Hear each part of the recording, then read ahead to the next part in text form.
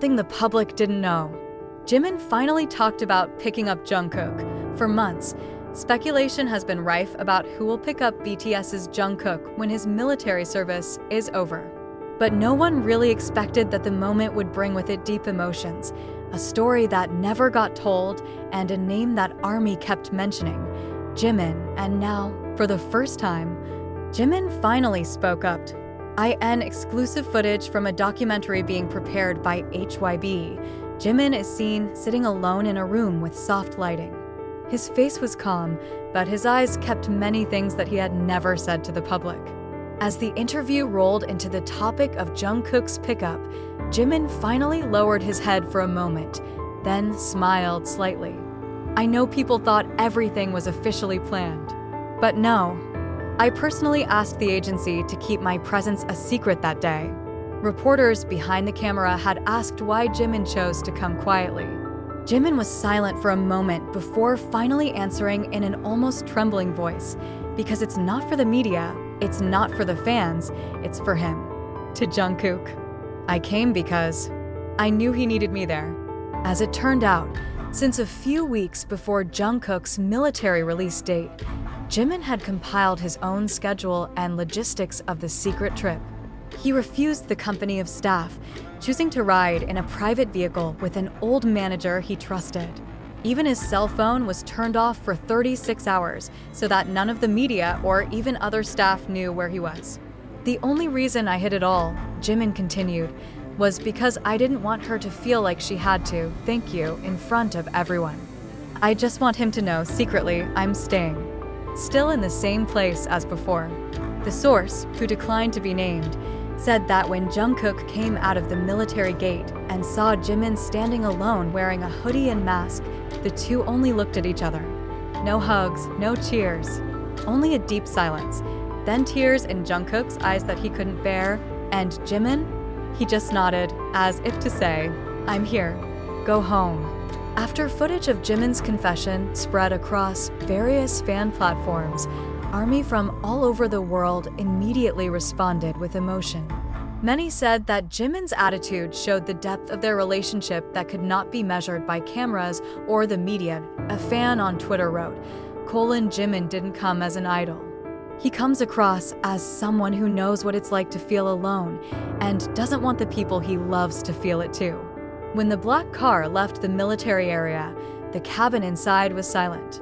No sound of music, no chatty chatter from the staff as usual. Only the roar of the engine, the silence, and two people who had kept too much in their chests for too long. Jimin sat in the back seat, right next to Jungkook. For a moment, both were silent.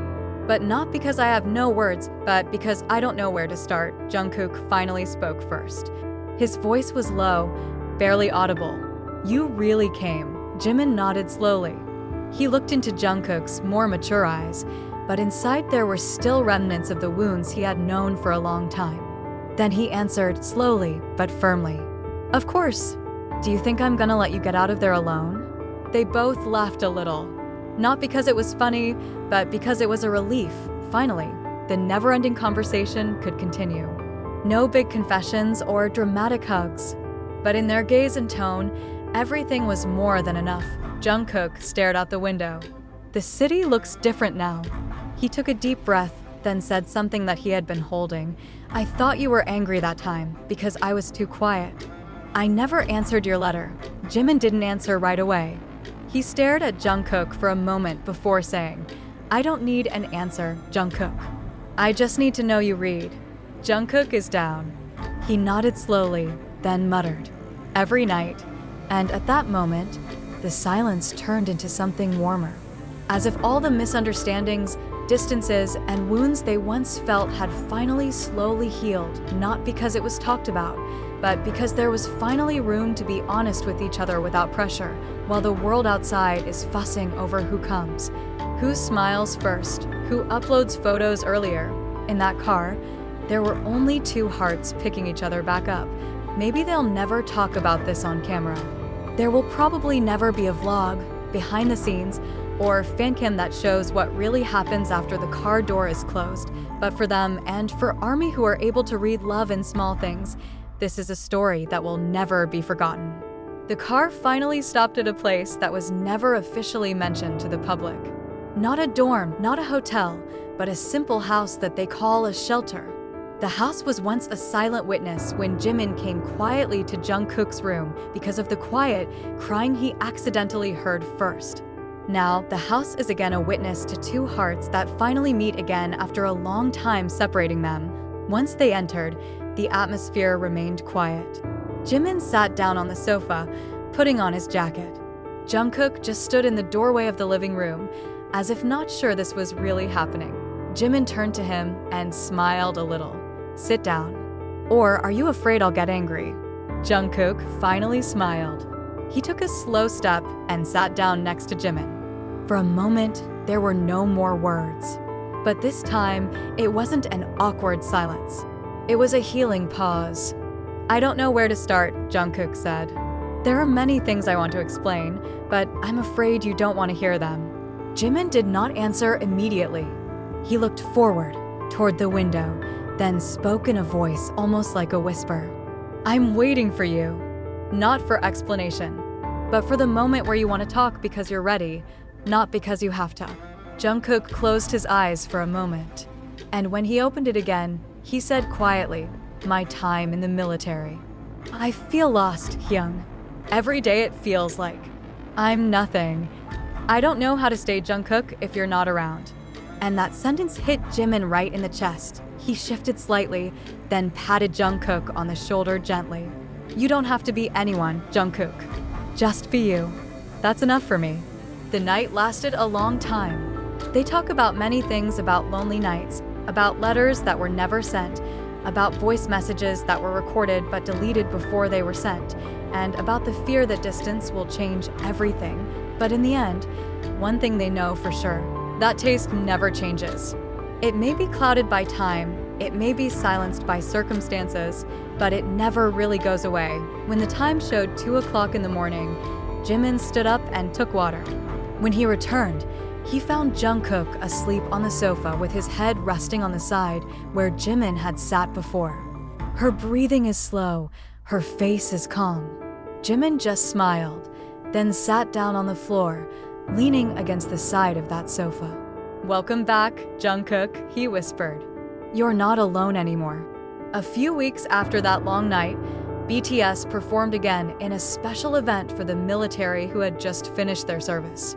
This was Jungkook's first public appearance after his discharge from the army, and Jimin, without any major announcement, was in attendance.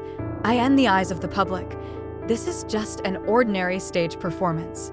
But for the army that's paying deeper attention, there's something different, something they have been longing for but cannot express in words."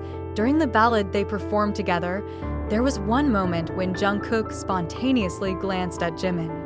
And Jimin, without much movement, just smiled with a small nod. It was not a designed moment. There's no choreography to it. But fans' cameras caught it, and in a matter of minutes, the virtual world exploded. Look how Jungkook's eyes changed when Jimin looked at him. The gaze is not just a friend. It was the gaze of a person who again found his home. It's obvious. They can't hide it anymore. Not because they don't want to, but because the feeling is too strong to hide.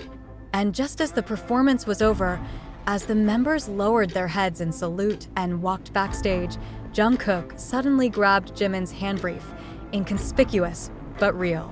As if he said, "Thank you for still being here."